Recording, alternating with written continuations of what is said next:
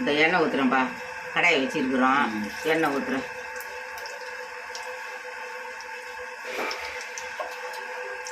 என்ன பண்ண போகிறீங்கம்மா? இது வருப்பா. வெண்டைக்காவை தான் காரக்குழம்பு வைக்க போகிறோம். வெண்டைக்காய் காரக்குழம்பா? ஆமாம். அது வெங்காயம், தக்காளி, கருவேப்பிலெல்லாம் வச்சுக்கிறோம்.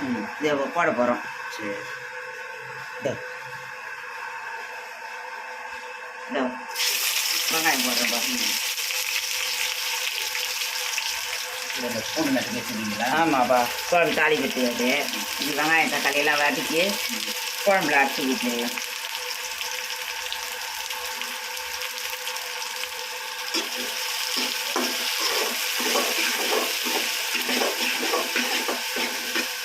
வெண்டைக்காய் காரக்குழம்பா? ஆமாப்பா. வெண்டைக்காய் காரக்குழம்பு வைக்க போகிறோம். இந்த புளி கரைச்சி வச்சுக்கிறோம். புளி கரைச்சி வச்சுக்கிறோம். வெங்காயம் வதங்கிடுச்சுப்பா. இப்போ தக்காளி கருவேப்பிலை போடலாம். இந்த மாதிரி கருவேப்பிலை, தக்காளி.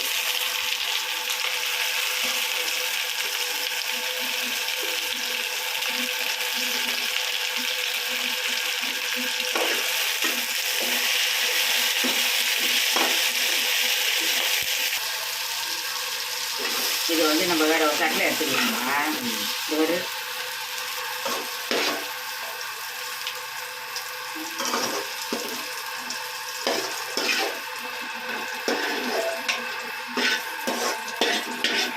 மிக்ஸில் அரைக்கலாமா இது? ஆமாப்பா. மிக்சியில் போட்டு அரைச்சி குழம்பு கொதிக்கும் போது ஊற்றிடலாம். நல்லா இருக்கும். திக்காகவும் இருக்கும் குழம்பு. ஏன்னா கருவேப்பிலையெல்லாம் திக்கில் போட்டுருவாங்கல்ல. அதனால கருவேப்பிலையெல்லாம் நம்ம அரைச்சோம்னா வதக்கி அந்த சத்து நம்மளுக்கு கிடைக்கும்ல. அதனால தான் வதக்கி எடுத்துக்கணும். இப்போ மிக்சியில் ஆறட்டுன்னு அரைச்சிக்கலாம். ரெடிமா? இந்த பாருப்பா, எண்ணெய் ஊற்றிருக்குறோம். அந்த வதக்கின கடாயில் தான் கொஞ்சம் எண்ணெய் ஊற்றிருக்கிறேன். இந்த கடுகு பருப்பு போடுறேன். இந்த பூண்டு நசுக்கி வச்சுக்கிறேன். அதையும் போடுறேன். பூண்டா? பூண்டு ஒரு 4 பல்லு நசுக்கி வச்சுக்கிறேன். அதையும் போட்டுக்கிறேன். இதில் போடுறேன். வெண்டைக்காய் போடுறீங்களா? வெண்டைக்காய் போடுறேன்.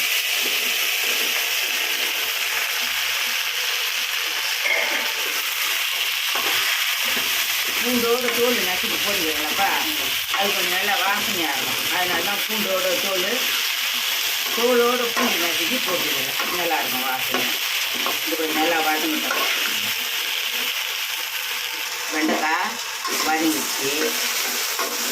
இப்போ நம்ம மிளகாத்தூள் போட்டுடலாம்.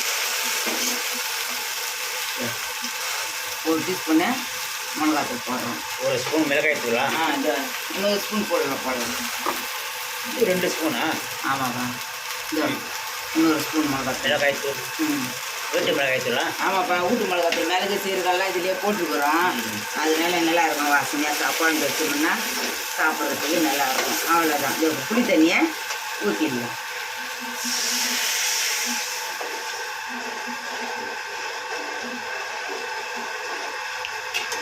இதை இப்போ வதக்கி வச்சிருக்கிறல்லப்பா, அதை மட்டும் அரைச்சின்னு வந்து கொதிக்கும் போது குழம்பு ஊற்றிடலாம்.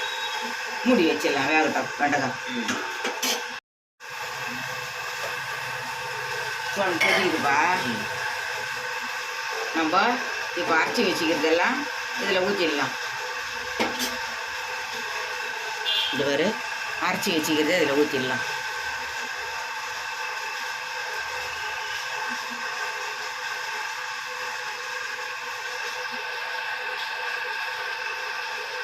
வெங்காயம், தக்காளி, கருவேப்பிலை, இதை நம்ம அரைச்சி வச்சுதை வெங்காயம், தக்காளி, கருவேப்பிலை எல்லாத்தையும் அரைச்சி இதில் ஊற்றிட்டோம்.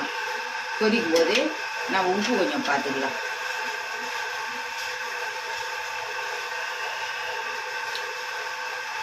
உப்பு தான்ப்பா கொஞ்சம் போடணும். நான் புளியில் போட்டு கரைச்சிட்டேன் உப்பு. இப்போ உப்பு கொஞ்சம் போட்டுக்கலாம். உப்பு போடுறேன்.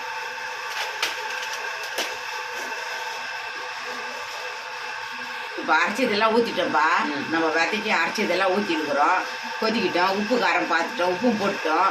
இப்போ மூடி வச்சிடலாம். கொதிக்கிட்டோம்.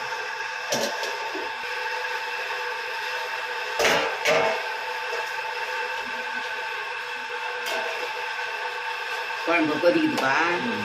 உப்புலாம் போட்டோம். உப்பு காரம் எல்லாமே கரெக்டாக இருக்குது. உப்பு காரெல்லாம் போட்டோம். எல்லாம் கரெக்டாக இருக்கும். நல்லா கொதிக்கிட்டேன்னு கொஞ்ச நேரம் ஏடு காட்டுட்டோன்னு ஆஃப் பண்ணிடலாம். அவ்வளோதான், வெண்டைக்காய் காரக்குழம்பு ரெடி ஆயிடுச்சு. இன்னும் கொஞ்ச நேரம் பொறுத்து நம்ம ஆஃப் பண்ணிடலாம். நல்லா மழைக்கு சுட சுட சாப்பிடலாம். ஆமாம், வாங்க. பாருப்பா, அப்படியே குழம்பு ஏடு கட்டி இருக்குது பத்தியா. இந்த நேரம் ரெடி ஆயிடுச்சு குழம்பு. ஆஃப் பண்ணிடலாம். அவ்வளோதான், ஆஃப் பண்ணி சாப்பிட வேண்டியது தான். எல்லாரும் வெண்டைக்காய் குழம்பு சாப்பிட்லாம்.